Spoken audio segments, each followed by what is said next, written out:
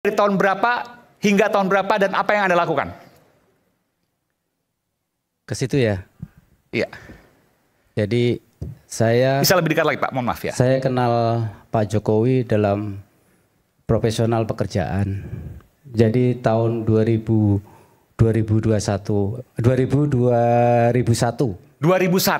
Ya, sebelum 2001. jadi wali kota. Bahkan sebelum jadi wali kota, oke. Iya. Sudah kenal Pak Jokowi, sudah berkomunikasi, mungkin dekat, hubungannya bisnis mungkin atau apa Pak? Ya, saya membantu dalam perusahaannya. Oke, itu 24 tahun lalu, oke. Iya. Sampai tahun berapa Pak? Mungkin bantu di wali kota, bantu di Jakarta waktu jadi gubernur, bantu hingga capres misalnya? Terakhir 2014. Artinya sampai capres pertama kali, periode pertama Pak Jokowi itu, Pak Widodo masih membantu? Masih. Jadi kalau disebutkan Pak Betor, Pak Widodo tahu soal ijazah Pak Jokowi, nanti kita bicara soal itu. Oke. Saya ke Bung Betor kalau gitu. Sudah hadir sekarang, Anda pertama kali bertatap-tatapan. Ini eksklusif, Bung Betor. Anda menyebutkan, pakai mic ya, mohon.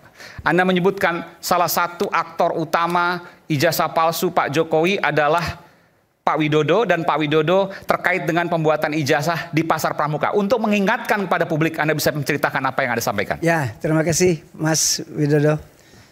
Kita sama-sama tadinya di barisan Jokowi. Sampai saya juga masuk di KSP. Kita masih Anda sempat di KSP, berjuang untuk Jokowi. Cuman terus dalam perjalanan ada yang berubah dari Jokowinya sekitar tahun 15, 16, 17. Ketika Jokowi sudah melepaskan nawacita, terus dia mereshuffle orang-orang baik, orang-orang pro rakyat itu, ada Andrinov, ada Yudi Krisnandia dan segala macam. Itu kepentingannya Jokowi. Kita nggak bisa bahas apa keperluannya. Nah, saya melihat, karena saya di dalam, melihatnya seperti itu. Ada apa kok terus pecah kongsi dengan partai kami? Jadi begini. Saya sebelum membahas ini, saya mau ceritakan dulu masa ke depannya. Saya kan baru dapat informasi dari Mas Eko Sulistyo, ketua deputi saya. Mantan tim Solo juga itu? Ya, dia tim Solo, termasuk Pak Widodo. Dalam penjelasannya Mas Eko, bahwa pada 2005 Jokowi itu pakai dua Dr. Andes dan insinyur.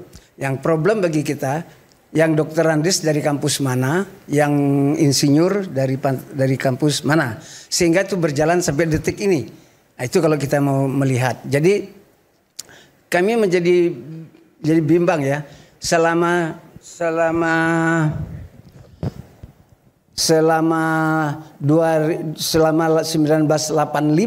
sampai 2005 itu ada sekitar 20 tahun. Sebagai alumni UGM, Jokowi nggak pernah datang ke kampus, ketemu kawan-kawannya dan sebagainya. Dari mana infonya tuh Pak? Dari tahun 1985 ke 2005. Nggak ada kita dapat info bahwa dia ke UGM. Tapi kan katanya berarti. Terus pada waktu dia menjadi wali kota, 10 tahun, dia nggak pernah bikin reuni di Solo mengundang teman-temannya. Padahal anak-anak Solo yang alumninya UGM cukup banyak. Nah, dia membanggakan di gambarnya, di fotonya bahwa dia adalah Mapala. Tapi setelah dia menjadi wali kota itu, nggak ada undangan untuk Mapala itu. Nah, kita mendapat penjelasan juga dari Rudi, ketua DPC, bahwa pada waktu 2005 itu proses administrasi ke KPU bukan dilakukan oleh kader partai, tapi oleh tim. Mungkin Pak Widodo paham. Karena itu terus ketemu Mas Eko. Mas Eko terus memberi penjelasan bahwa seharusnya setelah menang itu Pak Jokowi melakukan public expose supaya jelas siapa dia dan bagaimana. Itu penjelasan Mas Eko. Nah, jadi kalau sekarang ini begini terus, artinya akar masalah itu dari Solo itu tidak jelas. Untuk ke Pasar Pramukanya Pak, yang menyebutkan Pak Wid ini perlu diklarifikasi karena jangan sampai jadi fitnah. Setelah tim Solo itu masuk Jakarta, kan dia ketemu nih sama kawan-kawan Jakarta. Nah, kawan-kawan Jakarta itu yang membantu untuk melengkapi dokumen yang kurang. Ini 2012 kurang lebih ya? Ya, udah masuk situ. Nah, disitulah muncul nama-nama dari DKI itu, kawan-kawan DKI. Di antara Pak Widodo. Enggak, Pak Widodo dari sana. Oke, dari sana, dari Solo. Oke. Setelah di Jakarta, apa yang dilakukan tadi ketemu teman-teman Jakarta? Mereka menyatakan bahwa Jokowi kurang dokumen. Dan apa itu? Belum tahu. Itulah yang dijelaskan oleh Denny Iskandar. Oke. Seharusnya sebenarnya bagus ini Denny Iskandar yang maju di sini. Kita coba undang tapi belum kesempatan. Supaya ini semua terungkap. Ya. Kalau saya kan ketemunya itu begini. Ketika saya pulang dari Solo dari Jogja, kawan-kawan dua ini kan luar biasa analisisnya. Mohon maaf Pak, kita lanjutkan dulu. Denny Iskandar bilang kurang dokumen. Ya. Lalu? Ya dibentuklah itu. Dilengkapi. Ya. Dan itu adalah ijazah. Ya dokumen itu sampai segala macam surat. Peran Pak Wid di mana? Pak Wid ini kan orang kepercayaan Jokowi. Pak Jokowi. Jadi yang mempertemukan Denny ke Pak Jokowi ya Pak Wid. Pak Wid dong. Jadi nggak ada yang kenal. Oke, jadi maksudnya yang yang melengkapi dokumen tadi adalah Denny dan teman-teman di Jakarta. Gini, ada pertemuan antara kelompok Jakarta sama kelompok Solo. Baik. Terus ada pertemuan lagi di Cikini itu. Ya. Cikini itu pertemuan lah itu semua 3 orang dari Cikini itu. Terus berembuklah tentang kekurangan dokumen itu. Gak disebutkan dokumennya apa ya? Saya nggak tahu yang itu mereka. Oke, pokoknya ada kekurangan dokumen. Nah, dokumen itu terus dilengkapin supaya bisa disetor ke KPUD. Nah itu. Sampai menyebut Pasar Pramuka dan Pak Wid itu gimana ceritanya? Nah, saya kejar Denny. Oke. Saya kejar Denny, saya bilang, Den, peran kau sampai mana? Aku sampai draft. Draft itu dia bilang, dia ngatur. Karena Denny adalah anggota partai yang berkawan banyak dengan kawan-kawan KPUD. Jadi persyaratan di KPUD PDIP waktu itu dihafal. Denny. PDIP waktu itu. Sampai sekarang masih. Oh masih sekarang, oke. Dia yang paham karena dia yang sering ke sana. Ya, oke. Nah, waktu saya kejar, kau ikut nggak ke Pramuka? Oh, itu cuman Widodo, kata dia. Oke, untuk membuat ijazah. Semua dokumen. Semua dokumen apa aja yang Bapak dapatkan waktu itu informasinya? Semua dokumen yang kurang. Apa aja? Yang tahu Pak Widodo. Oke, ke Pasar Pramuka. Ya. Milik Pak Paiman. Saya nggak tahu itu. Yang ketemu Pak Paiman beliau, bukan boleh saya. Tambahkan soal ini Pak, biar kita nanti sekaligus Pak Widodo menjawab. Ya, kalau saya sih sebenarnya yang Pak Paiman itu apa? Ketemu dengan Prof Paiman itu adalah ketika awal Mei yang lalu itu mendadak ada seorang yang memang saya kenal. Prof Paiman itu kan dulu kan sempat jadi deputi di Kementerian Pemuda dan Olahraga. Mendadak ini nggak ada hujan, nggak ada angin ya. Kalau dalam bahasa Sri Mulatnya itu mak betunduk gitu. Tiba-tiba kirim WA ke saya dan mengatakan awalnya salam Mas Roy gini apa kabar ini. Nah, tapi di tengah-tengah dia bilang kalau saya diminta untuk menyetop kegiatan ilmiah saya tentang penelitian soal ijazah dan skripsi itu ya. Karena itu dia bilang saya sudah pegang yang asli. Gitu. Jadi, kok saya kaget. Karena itu saya terima tuh pagi-pagi. Saya lagi nyopir pagi-pagi. Saya terima panjang banget. Baru saya baca siangnya Mas Aiman. Dan ketika saya baca itu terus terang saya nggak nyaman. Karena dia bilang gini. Dia bilang, sudahlah Mas Roy, Anda harus minta maaf kepada Pak Jokowi. Saya bilang, apa-apaan orang ini kok nyuruh saya minta maaf kepada Jokowi. Terus malah dia pada kalimatnya dia nulis gitu. Bahwa kalau Anda tidak melakukan ini, maka hidup Anda tidak akan tenang dan damai. Oke. Weh, ini nggak benar nih orang ini, gitu. Jadi karena misal awalnya sopan-sopan, tapi kok belakangnya kok kayak gitu. Ya. Tapi itu saya diamkan, Mas Aiman. Oke, enggak. Pertanyaan saya adalah apa kaitan Pak Wid, Pak Paiman dengan Pasar Pramuka dan ijazah Pak Jokowi? Ini kan bagaikan puzzle, ya. Ini bagaikan puzzle. Saya memegang puzzle Prof Paiman ketika Prof Paiman itu ketika kemudian WA ke saya itu yang pertama. Kemudian ketika saya buka WA itu kepada publik, Prof Paiman minta maaf ke saya bahwa saya tidak bermaksud melakukan intimidasi terhadap Mas Roy dan saya benar gitu. Dia mengatakan begitu. Benar bahwa saya memiliki kios di Pasar Pramuka pada tahun dia nulis di situ. Yeah. Pada tahun 97 sampai dengan tahun 2002. Kios percetakan. Kios pengetikan dan pembuatan skripsi dan lain sebagainya. Okay. Ya, gitu. Dia bilang di situ memang saya tidak punya percetakan. Bilangnya di situ. Tapi yang menarik Mas Aiman, saya bersama teman-teman dari salah satu podcast, minggu yang lalu itu kebetulan kami terjun langsung ke Pasar Pramuka. Nama Prof Paiman itu yang disebut sebagai Pak dosen itu masih dikenal di situ. Jadi bayangkan aja, kalau dia bilang dia tahun 2002 katanya sudah pamit di situ. Kemudian tahun sekarang 2025, artinya sudah lebih dari 23 tahun, ya. Orang-orang di situ masih kenal yang namanya Pak dosen itu kan agak aneh gitu. Karena apalagi bolak-balik, Anda mencurigai itu. Iya, karena apa? Dan ini ditambah dengan kebetulan ketika saya mendapati WA itu, kebetulan memang saya komunikasi ini sahabat lama saya ketika saya masih di Komisi 1 di bidang intelijen dengan Pak Rajasa. Nah, Pak Rajasa punya temuan bagus soal Prof Paiman ini, nanti bisa dikasih ke sana. Artinya gini, Prof Paiman ini tidak benar kalau hanya sampai tahun 2002. Menurut info nanti bisa tanyakan ke Pak Rajasa sampai dengan tahun 2017.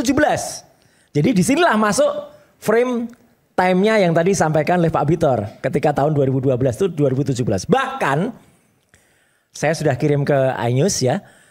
Prof Paiman sendiri secara mendadak juga tiba-tiba melakukan pertemuan dengan teman-teman ex Pasar Pramuka pada awal Mei yang lalu. Ngapain ya orang ini kok kemudian merasa seperti ketakutan. Kalau saya sih feeling saya mengatakan orang ini kok agak ketakutan gitu. Kenapa dia harus begitu? Tapi ini enggak sekali loh ya. Prof Paiman mengatakan begitu. Mas Aiman, dan ini saya buka lagi di sini. Perlu diketahui pada saat kasus saya, Bang Rismon, kemudian Dr. Tifa itu sempat kami lapor ke Komnas HAM. Prof Paiman ini sempat membuat atau dibuatkan video. Dia berlagak seolah sebagai seorang komisioner Komnas HAM. Terus dia mengatakan ini harus ditolak, ini harus ditolak. Saya bilang orang ini ngapain sih kok terlalu jauh keterlibatannya. Jadi ini bukan ini saja. Jadi kalau seorang intelijen pasti tahu lah. Saya dulu di Komisi 1 sekali lagi. Mitra saya ada orang intelijen.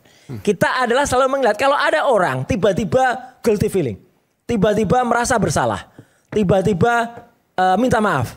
Tapi kemudian ketika kita paksa dengan data-data. Dia pasrah kan. Saya malah minta ke iNews. Kalau perlu Prof Paiman dihadirkan.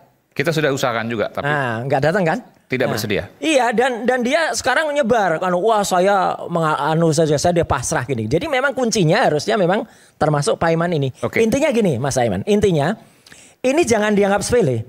Kalau memang kita publik itu tidak benar, harus teman-teman ini, misalnya mohon maaf seperti Pak Bitor, Paiman, Pak Widodo, Denis itu dipanggil oleh kepolisian.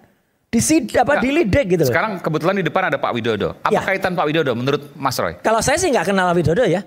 Saya tahu nama Pak Widodo itu hanya dari Jadi saya yang bisa saya ceritakan hanya soal Prof Paiman. Nanti kita bicara soal Pak Paiman dengan Pak Rajasa tapi nanti setelah jeda. Tapi saya ingin tanya dulu ke Pak Wid. Pak Wid, ada yang mau dibantah soal ini? Saya tidak mau membantah, tapi saya mau menjelaskan apa yang selama ini tahun 2012 itu yang pernah saya alami, yang pernah saya ingat, itu aja. Silakan Pak. Di sini saya datang di sini sebetulnya karena mas saya, abang saya ini, kalau nggak abang saya ini saya nggak mau. Terima kasih. Karena saya nggak pernah melakukan itu. Ya. Satu. Yang kedua, sebelum nanti ada pertanyaan saya kenal siapa enggak atau kenal atau enggak, ini perlu saya sampaikan di awal. Yang terkait nama-nama yang beredar. Ya. Yang pertama diantaranya Mas Andi Wijayanto, Pak Prasetyo Edi Marsudi, terus Mas yang dari Gerindra itu Sarif, ya, Mas Denny Iskandar, terus yang disebutkan Pak Betor ya, Indra Karmadipa dan David, Anggit dan Pak Iman. Saya kenal dan tahu. Yang nggak tahu saya yang namanya Yulianto. Saya nggak pernah tahu dan nggak pernah kenal. Itu. Baik, saya mau menjelaskan atas 4 tuduhan terhadap diri saya. Yang pertama, saya dituduh aktivis Widodo. Selama ini saya nggak pernah melakukan kegiatan apapun yang terkait kegiatan pergerakan atau aktivis sama sekali nggak pernah. Yang saya lakukan adalah saya profesional sebagai kerja sama perusahaan swasta.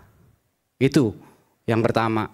Yang kedua, saya dituduh sebagai administrasi untuk kelengkapan dokumen persyaratan calon di KPU. Pak Jokowi ini maksudnya? Ya, dalam hal ini kan yang disampaikan kan kaitannya itu. Sementara ini saya nggak pernah dan nggak punya pengalaman di bidang itu. Dan Pak Jokowi juga nggak pernah menugaskan saya untuk ngurusi pekerjaan itu. Yang disuruh ke saya adalah selama wali kota,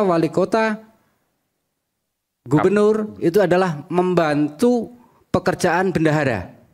Oh, Anda bendahara Pak Jokowi? Membantu pekerjaan bendahara dalam tim pemenangan. Oke. Jadi saya ditugaskan sebagai membantu tugas atau pekerjaan bendahara tim pemenangan. Dalam hal ini saya membantu Pak Prasetyo Edy Marsudi. Oke. Kalau dengan kaitannya 2012. Terus yang ketiga, saya dianggap katanya menghilang secara misterius. Ini luar biasa kan? Padahal saya nggak mau menceritakan dari 2012 sampai 2005. Saya menceritakan 2024 aja. Ketika itu di Jakarta Selatan dan di sini ada saksinya. Saya ketemu dalam satu ruangan berbicara sampai 1 jam lebih.